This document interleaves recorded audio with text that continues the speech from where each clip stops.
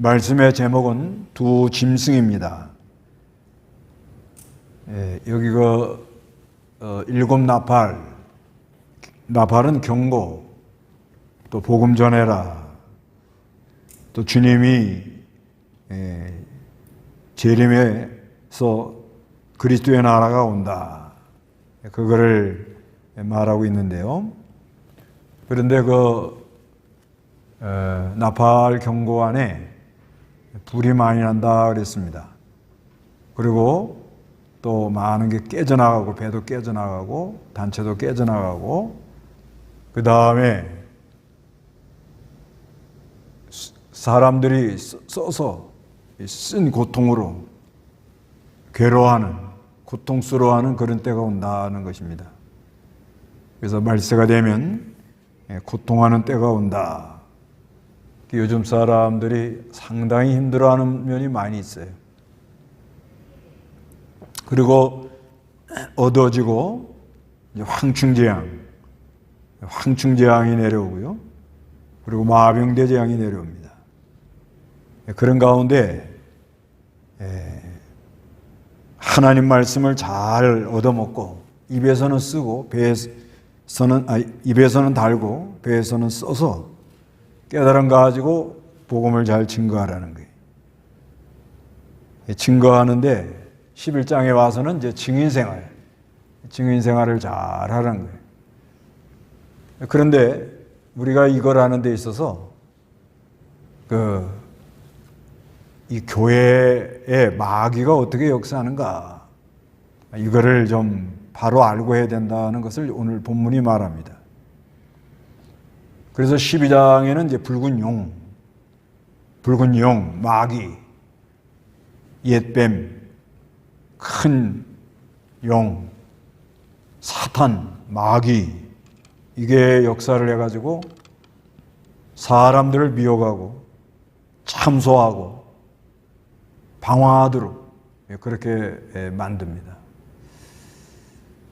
그런데 이 마귀가 13장에 보면 바다에서 올라오는 짐승에다 권세를 주고 또 땅에서 올라오는 짐승에다 권세를 줘서 바다에서 나오는 짐승하고 땅에서 나오는 짐승이 야합을 해서 666이라는 것은 최고의 인본주의인데 그 666으로 끌고 나가는 것, 이거를 잘 분별하라는 거예요.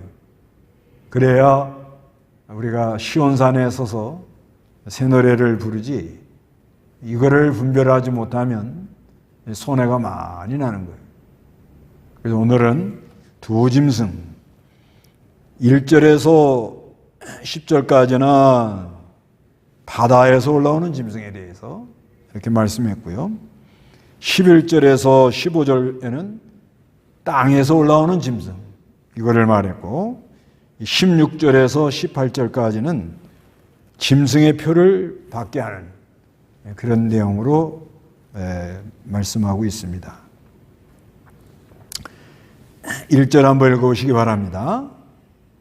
또 내가 보니 바다에서 한 짐승이 올라오고 있었는데 그 짐승에게는 10뿔과 7머리가 있었고 그의 10뿔에는 10왕관이 있었으며 그의 머리에는 하나님을 모독하는 이름들이 있었다. 내가 본 짐승은 표범과 비슷하였는데 그의 발은 곰의 발 같았고 그의 입은 사자의 입 같았다. 용이 그 짐승에게 자기의 능력과 보좌와 큰 권세를 주었다.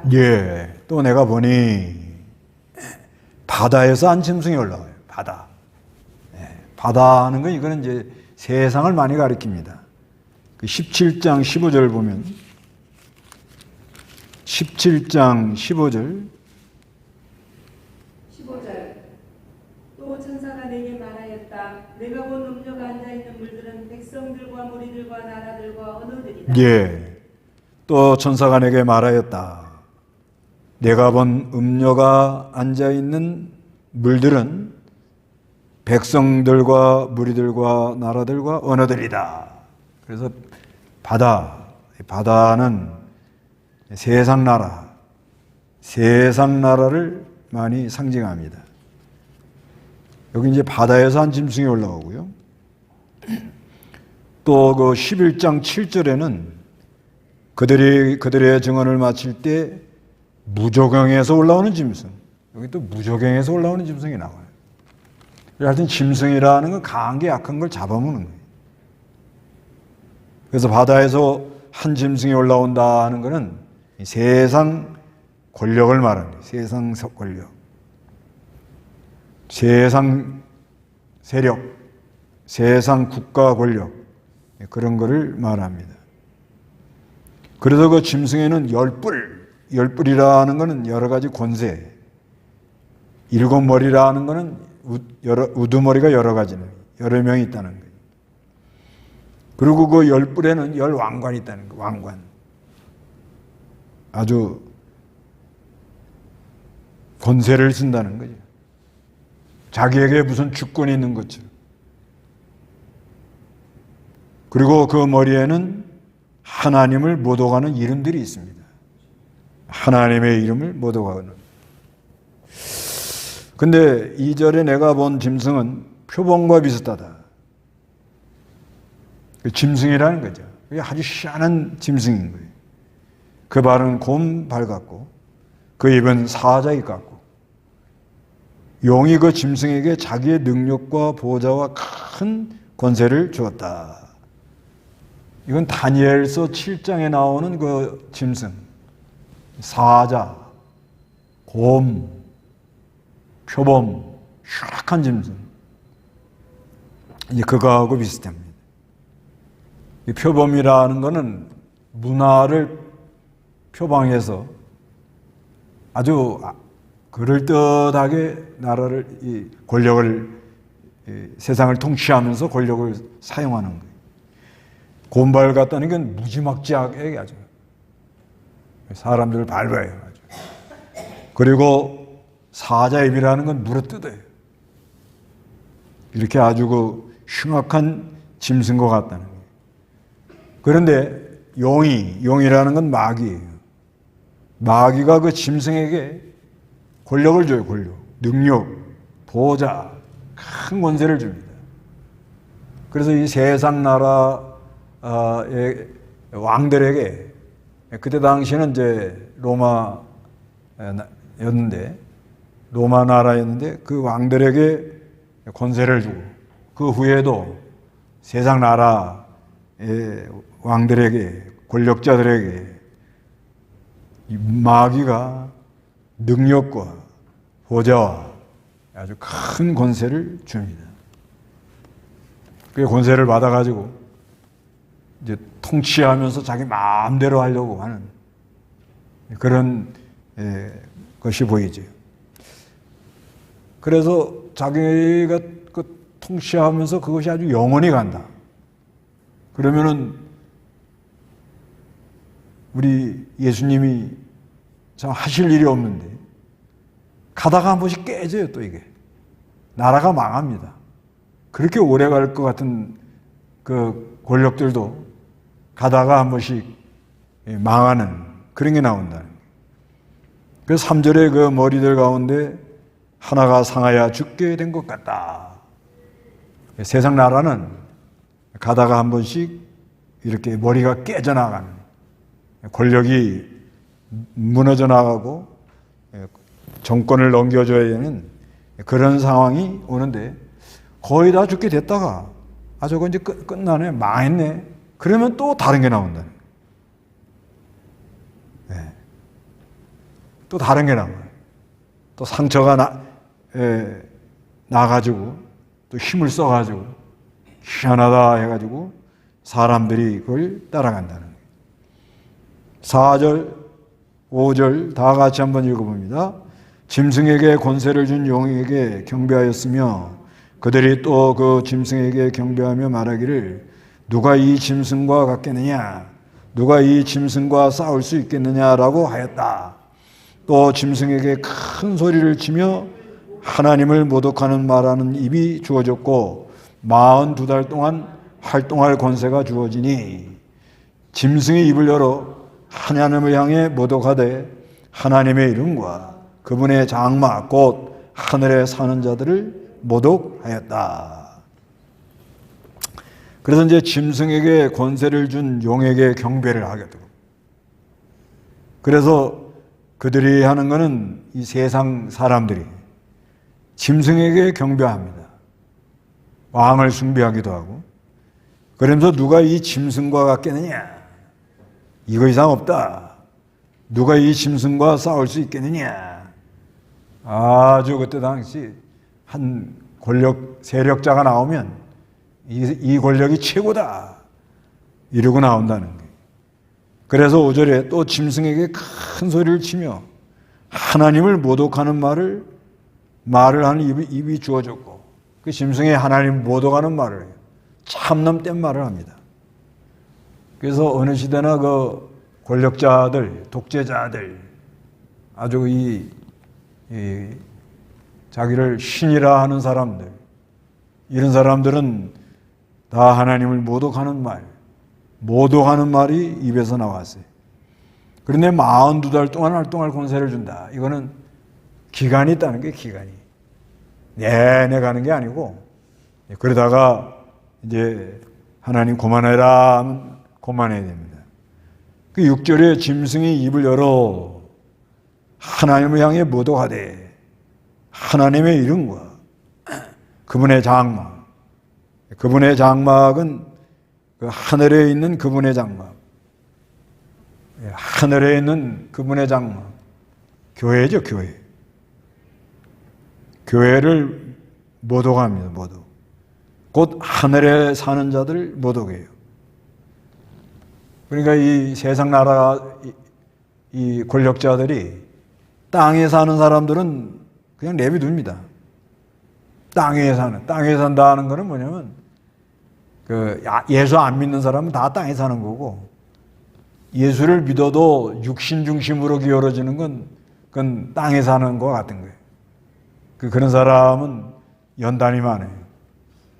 근데 하늘에 산다는 거는 이건 신령한 것을 깨닫고 또 하늘에 하나님의 신령한 은혜를 받아 그리스도로 즐거워하며 감격하고 그분 한 분으로 만족하고 이루고 나가는 것을 우습게 알고 하나님이 어디 있느냐,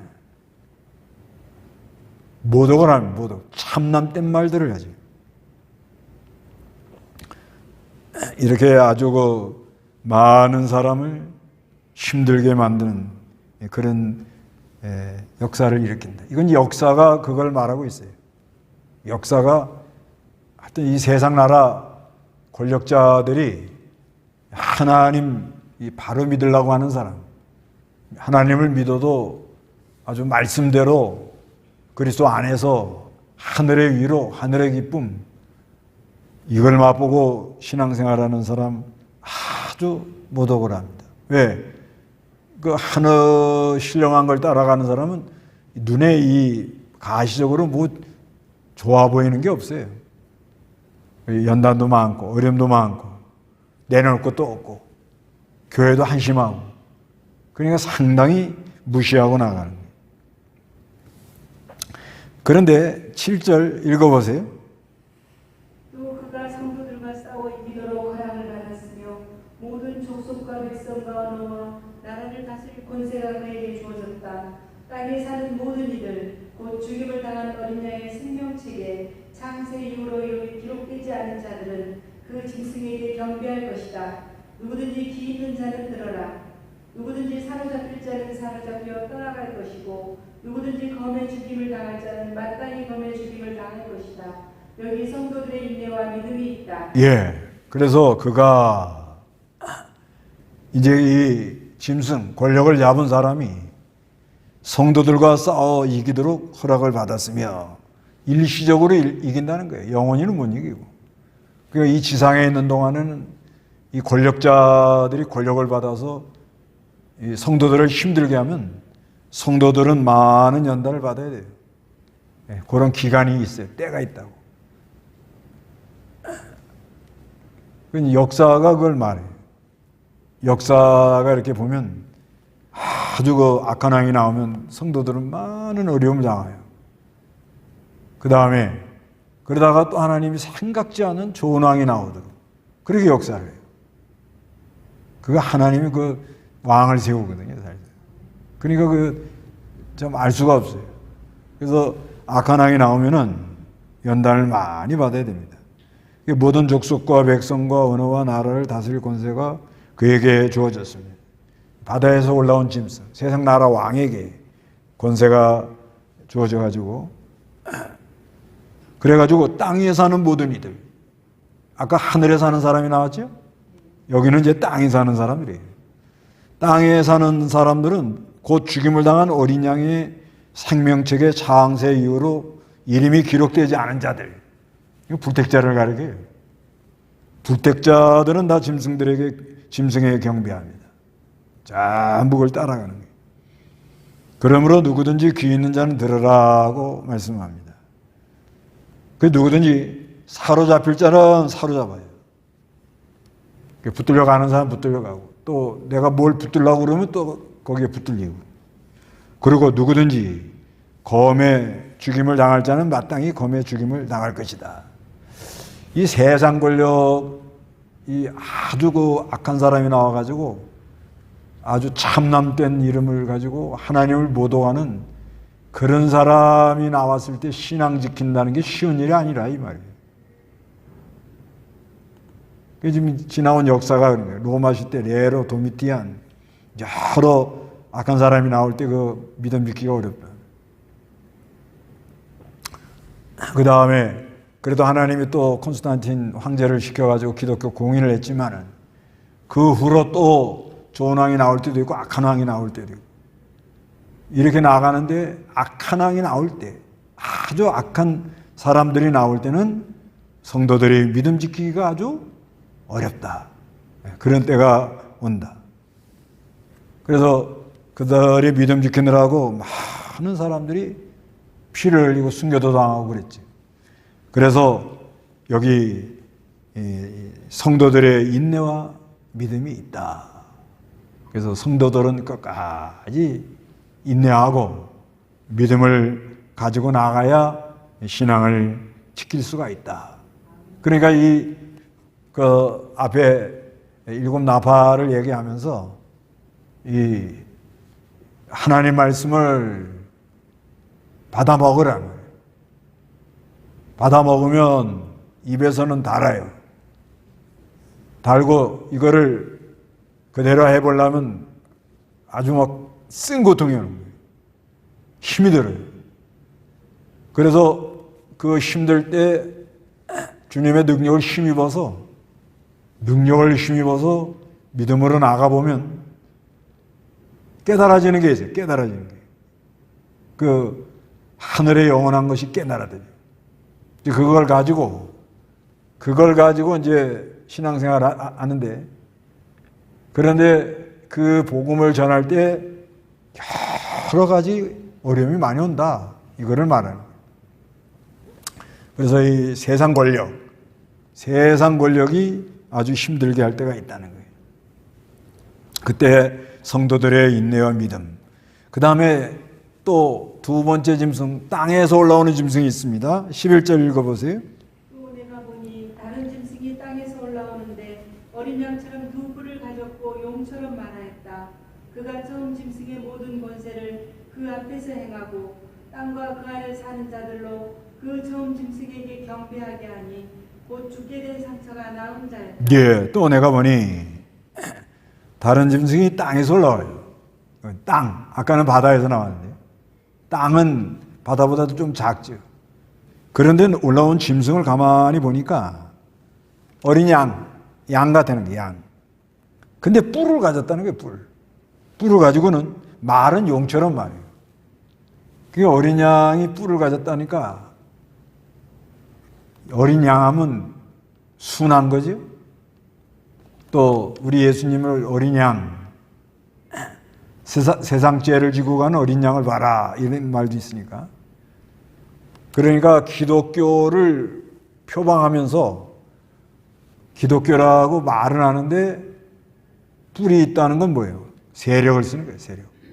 교권주의라 그래요. 교권주의. 교회가 무슨 권세를 받아서. 교회는 희생하는 거 아니에요? 희생하고 봉사하고 이러고 나가야 되는데, 그런데 어린 양처럼 권세를 쓰는 거예요. 교회 안에서. 권세를 쓰는데 또 말은 용처럼 말해요. 아주 희한한 게 하나 나온 거예요. 그래가지고 12절에 그가 처음 짐승의 권세를, 그가 하는 거는 이거 새끼 양처럼 두 뿔을 가진 짐승입니다. 용처럼 말하는 짐승. 처음 짐승이라는 건 그건 아까 그 바다에서 나온 짐승. 아주 흉악한 짐승. 그를 모든 권세를 그 앞에서 행하게 하고 땅과 그 안에 있는 자들로 그 처음 짐승에게 경배하게 하니 곧 죽게 된 상처가 나은 자다. 그래가지고 이 땅에서 올라온 짐승, 새끼 양같이 두 뿔을 가지고 용처럼 말하는 이 짐승이 이 땅에 거하는 사람들을 전부 이 바다에서 나온 짐승을 따라가도록, 바다에서 올라온 짐승, 이 흉악한 짐승을 따라가라고 다 이렇게 한다는 거예요. 그런데 이게 또 무슨 표적을 행해요. 13절에 또 그가 큰 표적을 행하니 심지어 사람들 앞에서 불이 하늘에서 땅에 내려오게 아주 희한한 역사를 일으킵니다. 그러니까 사람들이 뭐가 있나 하고 따라가는 거예요. 그 새끼 양같이 뿔을 갖고 용처럼 말한다는 건 이거 변질된 기독교, 변질된 종교, 거짓 선지자, 이걸 말하는 거예요. 그래서 14절에 그 짐승 앞에서 받은 표적을 행함으로 땅에 사는 사람들은 미혹을 받아요. 땅에 사는 사람들은 저기 무슨 희한한 역사가 일어난다. 한번 가보자. 이러고 미혹을 받아가지고 칼에 상처를 입었다가 살아난 짐승을 위하여 우상을 만들어라. 그래서 우상 만들어서 우상이 말을 합니다. 15절에 또 그가 권세를 받아 그 짐승의 우상에게 생기를 주어 말하게 하고, 우상이 말해요. 또 그 짐승의 우상에게 경배하지 않는 자는 다 죽임을 당하도록 그렇게 한다는 거예요. 이건 아주 무서운 게 들어오는 거예요. 이거는 이제 역사적으로 보면 이건 뭐 어느 시대나 이게 들어와요. 요렇게 말씀하고 요 세력이 계속 들어와요. 대표적인 것이 그 북한에서 만든 기독교 연맹. 북한에서 기독교 연맹 그 김일성 외삼촌 강나국이라는 사람이 그 강양욱 그 사람이 해가지고 김익두 목사를 앞세워가지고 그래가지고 이걸 만들어요. 그래서 1946년에 이거를 이제 만들어 가지고 1946년 11월 3일 날 이제 주일날 선거한다. 이제 선거하러 안 나온 교회들은 다 이제 숙청한다. 이렇게 나온 거예요. 그래가지고 1948년에 여기 다 가입해라. 그래서 1949년에 총연맹을 조직을 해가지고 1950년에 북한에 있는 모든 신학교를 통폐합해버립니다. 그래서 그 기독교 연맹에 가입하도록. 그러고 나서 이제 얼마 있다가 이제 전쟁을 일으켰다 이렇게 보는 거예요. 그게 어느 시대나 이런 게 나오는 거예요. 하여튼간 어느 시대나 마귀가 세상 권력에다가도 권세를 줘요. 그 다음에 타락한 종교에게도 권세를 줘요. 그런데 이 두 가지가 꼭 어떻게 한다고요? 야합. 야합을 하는 거예요. 자기네 무슨 목적을 위해서 서로 손을 잡고 바른 걸 전하는 사람을 핍박을 합니다. 여기 보면요, 이제 16절 다 같이 한번 읽어봅니다.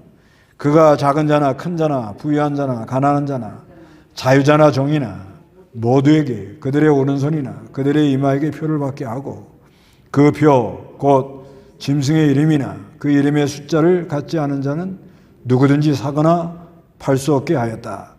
여기에 지혜가 있으니 지각이 있는 자는 그 짐승의 숫자를 세어보아라. 그것은 사람의 숫자이니 666이라. 666이라는 건 최고의 인본주의. 6에다가 1을 더해서 7로 나가야 돼. 7. 하나님의 수는 7입니다. 그러니까 사람들이 아무리 많아도 그 안에 예수가 계셔야 돼요. 예수가. 그래야 하나님의 역사로 가는데 그건 하나님은 없고 하나님이 하시는 일도 없고 그저 인간의 방법으로만 나간다. 그게 666이라 이렇게 말합니다. 그런데 이 사람들이 얼마나 강한가 하면요. 어느 시대나 그 사람들이 시키는 대로 안 하면 정상적인 생활을 못하도록 한다. 이마에 표를 받게 한다는 것은 그 사람들의 생각, 사상을 통일하도록 그렇게 나가고 그 다음에 손을 표받는다는 건 뭐냐? 이거는 그 사람이 시키는 대로 안 하면 생활하기가 어렵게 그렇게 만듭니다. 그게 어느 시대나 이렇게 조합 같은 거 그때 당시는 길드예요. 길드라는 조합을 만들어가지고 거기에 소속해가지고 거기서 시키는 대로 안 하면은 생활하기가 아주 어려워요. 그 신사참배 때도 그랬어요. 신사참배도 그 어영 신사에다가 절하는 거는 국민 의례다. 그것도 하나님 성기를 목사들이 그런 말한 거예요. 그러니까 이 사람들이 아주 강하게 나오니까 거기에 타협을 해가지고 그러니까 바른 거를 전하는 사람들은 도망 다니는 거예요. 그게 이제 그 신사참배 안 했다 하고 늘 강조하는 고려파예요, 고려파. 그게 핍박을 한 거예요. 그러니까 뭐 유리하고 방어하고 다닌 거예요. 그 다음에 6.25 전에 해방하고 나서 6.25 전에 1945년 8월 15일 그 다음에 1950년 6월 25일 그 사이에 북한에서 기독교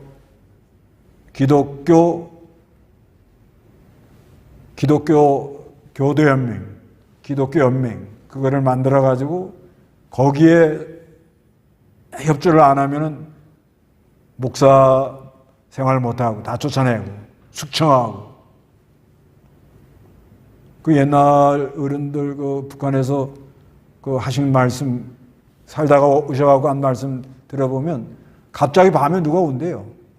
그럼 보자고 그러면 나가면 그 다음 사람이 안 보인다. 그렇게 숙청당한 목사들도 있었다는. 그렇게 나가는 거예요. 이게 어느 시대나.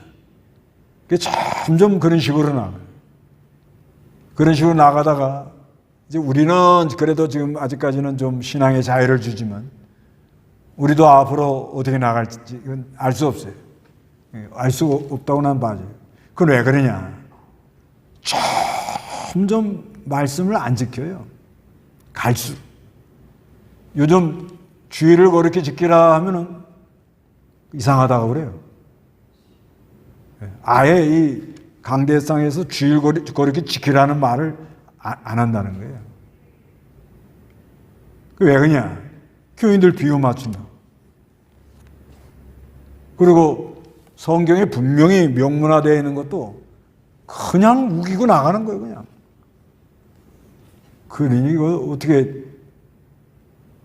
그러면 또 이렇게 외부적으로 하나님 말 주의를 거룩히 지키라는 말 안 하고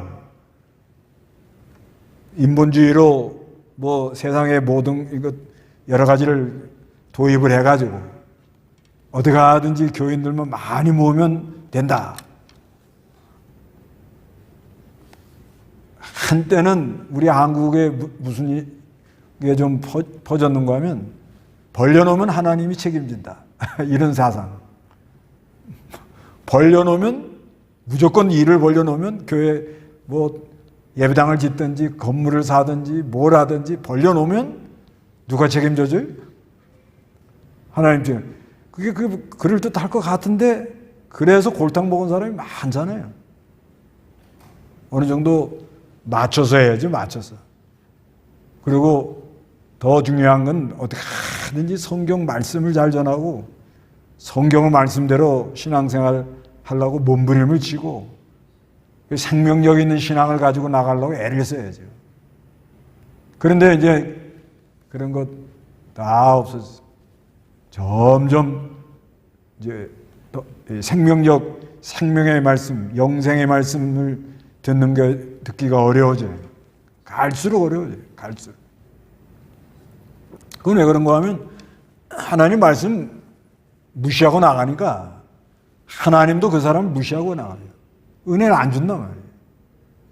은혜를 안 줘요. 그리고 하나님 말씀 그대로 전하면은 교인들이 싫어한다. 또 이렇게 나오는 거예요. 또 모이질 않는다. 이렇게 나오고. 그러니 이게 이제 점점 어려운 데로 빠져나가는 거예요. 그런 시대가 됐다 하고 맞아야 돼요. 그러면 이럴 때 우리는 어떻게 되느냐? 하늘에 사는 자, 여기 그러잖아요. 6절에 짐승이 입을 열어 하나님을 향해 모도가 돼. 하나님의 이름과 그분의 장막 곧 하늘에 사는 자들을 모두겠다. 이럴 때 우리는 어디로 가야 되겠어요? 하늘에 계신 우리 아버지요 그러잖아요. 우리가 주기도문 할 때 어떻게 기도하죠? 하늘에 계신 우리 아버지요. 그 말씀만 해도 뭐 어마어마한 거예요. 하늘이라는 게 얼마나 고상하고 얼마나 아름답고 얼마나 영원하고 얼마나 기쁨이 충만하고 얼마나 그 감격하는 그 하늘에 계신 우리 아버지요. 그 안에 모든 게 다 들어있는 거 아니에요. 그러니까 우리는 예수 그리스도를 믿고 그분의 능력을 힘입어 나감으로 말미암아 하늘에 거하는 하늘에 사는 자들이요 이렇게 나오라는 거예요. 땅에 사는 사람들은요 다 이 땅에 사는 사람들은 예수 안 믿는 사람들을 가리키고 땅에 사는 사람들은 미혹을 받아요. 미혹. 14절에 그러잖아요.